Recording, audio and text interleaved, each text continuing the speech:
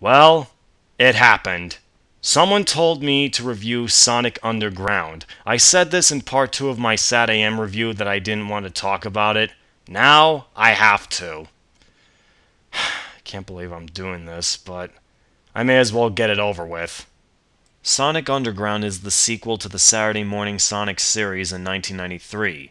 It was aired in France in January of 1998, then aired in the US in August. No, I haven't seen this show till 2004. I only saw a few episodes, then I stopped. So let us skip this shindig and start the show. It begins with a 3-episode saga, Origins. Robotnik turns Mobotropolis into Robotropolis, which is familiar to the prequel SatAM. The Queen had to separate 3 of her children from being harmed. Sonic lives with his uncle before he got roboticized. The Oracle meets Sonic saying that his destiny awaits him. Oh, and for an Oracle, he's quite good at making chili dogs. Whoa, this dream is way past cool. Gotta love that catchphrase, folks. The Oracle tells Sonic that he is not alone and he has to reunite with his siblings. What? Yes, Sonic, you have a brother and a sister. We also get to see 2 of Robotnik's bounty hunters. One of them is voiced by Maurice LaMarche. Oh, yes, your most powerfulness. We are deeply flattered, but you see, sir, we are independent contractors. The medallions the triplets wear allows them to sing in each episode, only that when they sing, they were done by different voice actors. For example, Sonic's singing voice is done by Sam Vincent, who did the voice of Ed with 2 Ds, Double D from Ed, Edd n Eddy. Sonic then reunites with Manic and Sonia until the Oracle shows up and says that Uncle Chuck and the foster parents have been roboticized. Now their journey to save Mobius begins. About the 2 hedgehogs aside from Sonic, Manic is green, he's a thief, well, 'cause he was raised by thieves, and he can also pick locks. Sonia, the female of the 3, is pink and fuchsia. She's a clean freak, has a few skills, superhuman strength, photographic memory, and she can spin like Espio the Chameleon.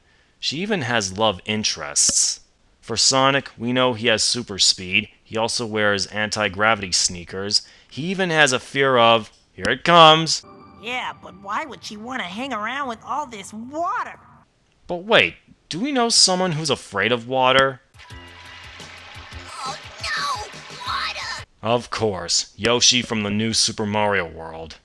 Robotnik may look like how he looked in SatAM, only he's bumbling. But the cost of this bogus wedding is bankrupting me.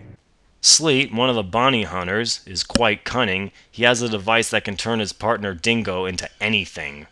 Dingo, another bounty hunter who is pretty stupid, he speaks with an Australian accent, and he has a crush on Sonia, mate! What are you doing, you oaf? She's pretty. You want to know about the medallions that Sonic, Manic, and Sonia wear, right? Well, they can summon instruments and can use them as weapons. As I state about the music played in every episode, I know a certain show that does that. Yeah. At the end of the 3rd episode, Queen Alina appears, and she does not reveal herself to her offsprings in each episode, though she almost did at one point. Then you got the 3-episode saga, The Flying Fortress, where Robotnik gets his hands on the Chaos Emeralds, and guess who appears in these few episodes? Floating island to unknown aircraft. Identify yourself. That's right, Knuckles the Echidna himself, voiced by Brian Drummond, known for Vegeta, Yajirobe, and Tiger of the Wind.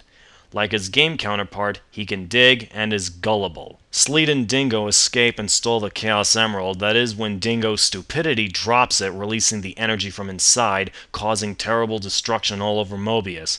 So the Sonic Underground and Knuckles get help from Altair, who sounds like Sean Connery. I can feel the chaos swirling around us, tearing Mobius apart. Take this. Place the pieces of the emerald inside the canister. And then what? He tells them to team up with Robotnik to form an alliance. Oh no. Robotnik? Well, if you want to save the universe, you have to ally with a bad guy. Dingo then transforms into a gigantic monster due to the power of the emerald. How do they defeat him?